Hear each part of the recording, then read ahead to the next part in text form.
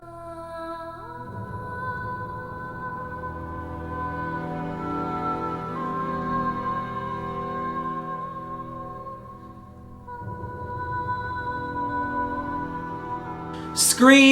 3 is a horror film that came out in the year 2000.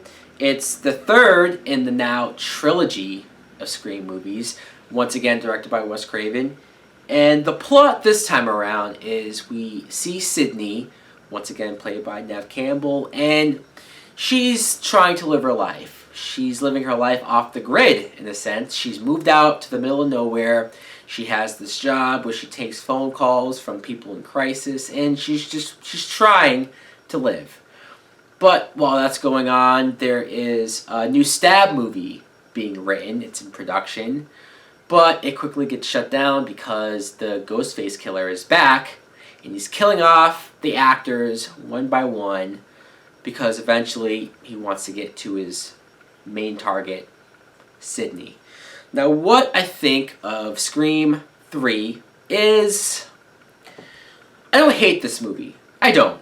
I can't say I hate this movie, but if I had to sum up Scream 3 in one word, lazy.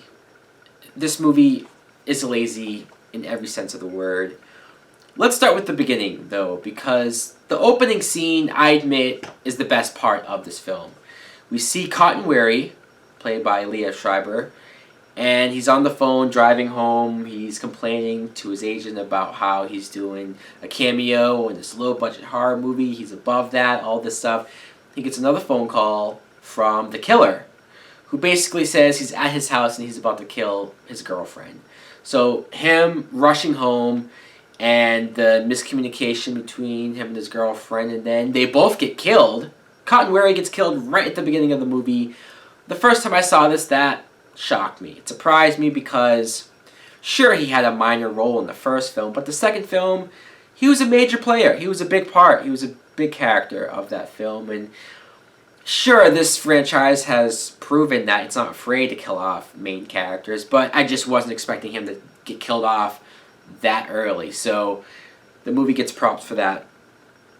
Sydney, like I said, I like Neve Campbell, I do, and I like Sydney, but I think she's the least interesting out of any of the movies here, because the thing that I like the most about Sydney in the past movies was how strong she was, how smart she was. Even if she was terrified and afraid of what was going on, she didn't show it. This movie, she's her most vulnerable. You could see that she's breaking. She's going crazy. She's having hallucinations of her dead mother. She's hearing voices. And sure, maybe some people will say, well, she's been through a lot of traumatic stuff. Of course she's breaking. I get that. And it's a little creepy, the scenes where she sees her mom, and sure, okay, fine. Dewey and Gail, I like Courtney Cox and David Arquette. Again, I like their chemistry. I even like the fact how they talk about that they tried to date after the second movie. They tried to make it work, but the two of them together isn't really gonna work. And the complications between mostly Gail not wanting to stay in Woodsboro and going to Hollywood or trying to pursue her career a little bit more. That was interesting. It does kind of suck, though, 3 movies in, and clearly these two have great chemistry, and you could tell the characters have liked each other for a long time, but we never really got to see them actually be a couple. They just talk about it. The main plot, though, surrounding the whole Stab 3 script, I get it. This is picking up from an idea that started in the second movie, where in this universe, Hollywood made Stab, a movie based off of these events. And I like that, and I get what this movie was going for. Because in real life, this film was happening like right after Columbine happened. And in real life, the studio was wary about making this movie because it's so violent, heavy, and whatnot. So I find it interesting that they work that into the story, the whole that these murders are happening, so it shuts down the production of Stab 3. It's interesting. But I didn't really care a whole lot about it in context of the film. Probably also because I thought it was just silly. It was silly that every time Ghostface, the killer, would kill somebody, he would leave a picture of Sidney's mom from 20 or so years ago. And it was just like, wait, really? So he brings a different picture with him to every murder and then leaves it there. There was even one time where he was going after Courtney Cox. Dewey shoots him.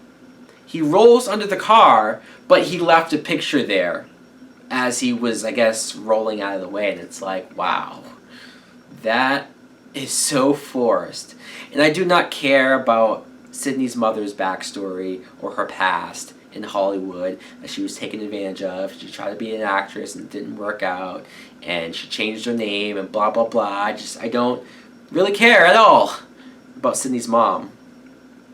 Now, some of these minor characters who mostly are the actors that are supposed to be playing our characters in the Stab film, like Deanne Richmond. I don't know really why he's in this movie besides to be the black comic relief, which, to be honest, he never really made me laugh. But speaking of annoying, Parker Posey, who, I don't know what it is about her. I feel like somebody told her that this was a comedy, because she's acting so over the top, so goofy. It's not funny either, but she's so wacky and wonky and all over the place, and everyone else is playing it pretty serious, that you're just like, what is she doing? Why is Wes Craven letting her act so silly? I don't get it. I know, again, because of their whole Columbine thing, that the studio wanted this to be more comedic and actually wanted less violence, which is like, dude, did you guys see the first 2 Scream movies? Less violent? No, that's not gonna work. Jenny McCarthy's also here, which, she's hot. I don't really care too much for her as an actress.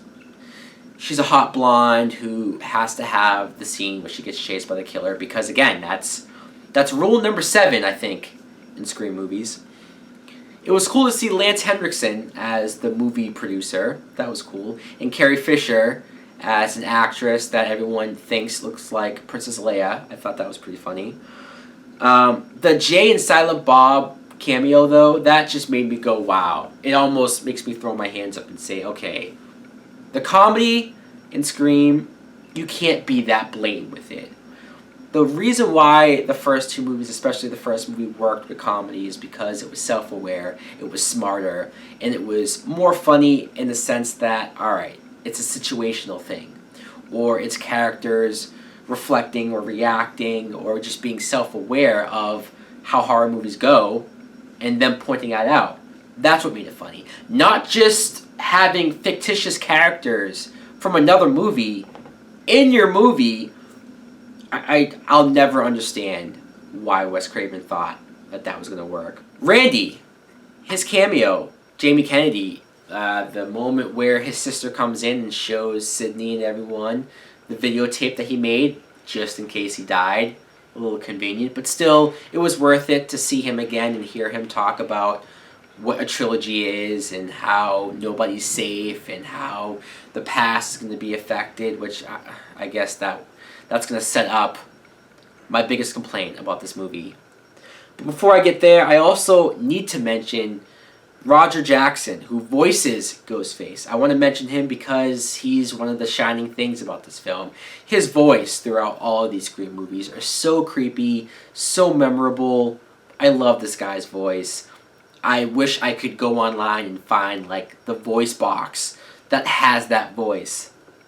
But speaking of that, this movie makes the Ghostface killer have a device that not only does he sound like the regular killer voice, but he somehow has all of the voices of all of the main characters.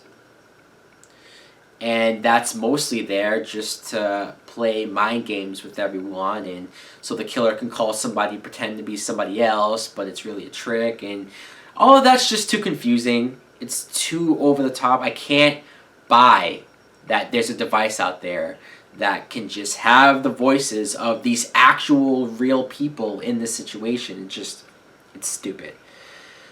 Okay, let's get to the actual killer reveal, because that's what I think is the worst thing of this film. It's the biggest letdown as far as the killer reveals in the Scream movies.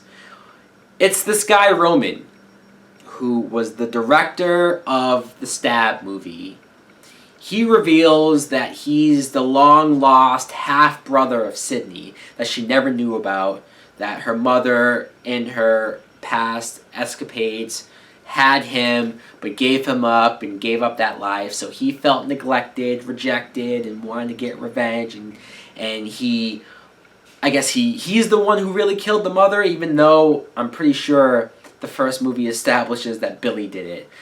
I don't like this random out of left field reveal of this guy that we don't know anything about. Maybe it would have meant something if Sydney had a brother all along, and it's like, holy crap, it was the brother this whole time. Like, I don't know, maybe that would have been something. But the fact that she didn't even know she had a brother, so this means nothing to her. There's no emotional connection at all. And the fact that they tried to almost rewrite the first movie by saying that Billy was influenced or told to do everything he did by this Roman guy. You're like, no, fuck you. That did not happen. I rewatched that first Scream movie, and no, Billy was just a lunatic who did all that because I don't buy that this Roman guy is the mastermind behind all of it. I think it was so much of a lame reveal. It was stupid. I didn't like it. This movie wasn't written by Kevin Williamson, obviously. He was busy doing other things, so he couldn't really get involved. He did write an outline, though, of what this third movie could have been like. He wrote something where the reveal in his movie would have been that the killers would be a group of fans who love the Stab movies and are obsessed with it. And so they're so obsessed that they recreate the killings. And they want to be the ones that actually somehow kill Sydney. Now, that sounds interesting. I'm not saying who knows how it would have played off in a movie, but just hearing that sounds 10 times better than her having a random half-brother. And since they were rewriting his idea and somebody else rewrote the script and whatnot, one idea that also was floating around that I would have liked better than what they did was they were thinking about bringing back Matthew Lillard, Stu, from the first movie. They were going to say that, oh, he survived the TV falling on his head, which might sound a little weird, but hey, maybe, I don't know. I would have bought that a lot more than this reveal. Anyways, guys, I don't hate Scream 3. I don't. I know it sounded like I ranted and raved on it.